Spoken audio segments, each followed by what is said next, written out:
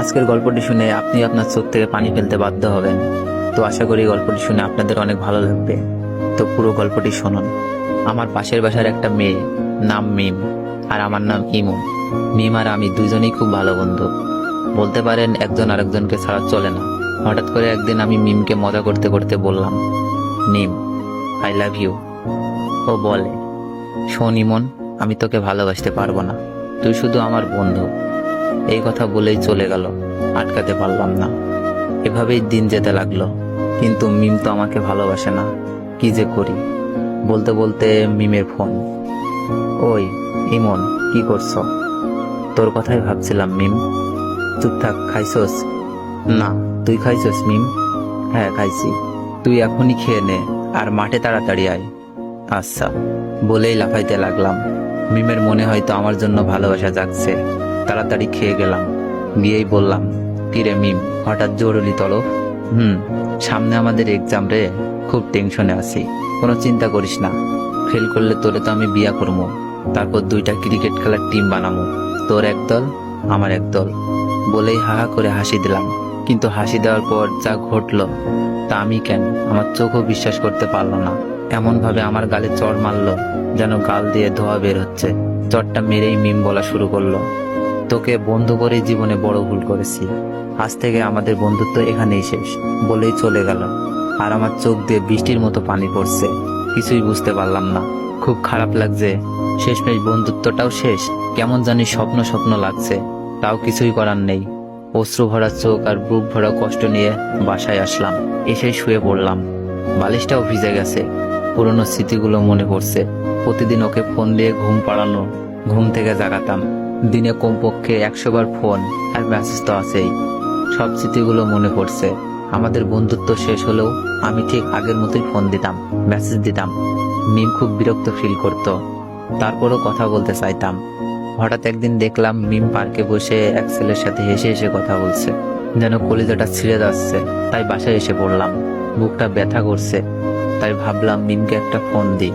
অনেকবার কল হওয়ার পর রিসিভ করলো। মিম, বুকে ব্যথা করতেছে। মিম বলল, ব্যথা করা ভালো, এখন আমাকে ডিস্টার্ব করবি না, পরশু আমার এক্সাম। আমি বললাম, আচ্ছা, নাপা খেলে ব্যথা যাবে? হ্যাঁ যাবে, এখন আর ফোন দিস না প্লিজ, কিছুই পড়া হয়নি। আমি বললাম, কয়টা খাবো? তোর যতটা খেতে মন চাই খা, প্লিজ ইমন, আর না। আমি এবার বললাম, লাস্ট একবার, ভালোবাসিস? মিম এবার বলল, ইমন, এইসব কথার কোনো মানেই হয় না, আমরা জাস্ট ফ্রেন্ড। তোর অনুরোধে কিন্তু দ্বিতীয়বার ফ্রেন্ড হয়েছি, তাই যা বলোস ভালো করে বুঝে বলিস। থ্যাঙ্কস মিম, রাখি। ওকে রাখ, আর ভবিষ্যতে এ যেন এমন কথা আর শুনি না। ওকে। ফোনটা কেটে দিলাম। একসময় মিম মেয়েটা সারাক্ষণ আমার খবর নিত, এখন আর নেয় না। আর জিজ্ঞেস করে না কাউকে পছন্দ করিস কিনা, আর আগের মতো কি করতে হবে বলে না। হঠাৎ বুকের ভেতরে আবার চিপ দিয়ে উঠলো। বুকটা চেপে ধরে একটু বিছানায় শুয়ে পড়লাম। খুব কষ্ট হচ্ছে। আবার বিছানা থেকে উঠে আমাকে নাপা খেতে হবে। কয়টা খাবো? মিম তো বলেই দিয়েছে যতটা ইচ্ছা খেতে পারে। সবগুলো ওষুধ মুখের ভেতরে পুরে ঘুমিয়ে পড়লাম। কাক ডাকা ভরে উঠে পড়ে মিম। মোবাইল চেক করে একটা দীর্ঘশ্বাস ছাড়ে। যাক, আজ আর কোনো মেসেজও নাই, মিস কলও নাই। পড়াই মনোযোগী হই। মিম মন দিয়ে পড়তে থাকে। হঠাৎ মনটা যেন কেমন কেমন করছে। তবুও ভালো, ইমন জ্বালাচ্ছে না। ছেলেটার কোনো কমন সেন্সও নাই। যখন তখন ফোন দিয়ে বলে, মিম, এইটা হয়েছে, এখন কি করব? ওইটা হয়েছে, বোরিং।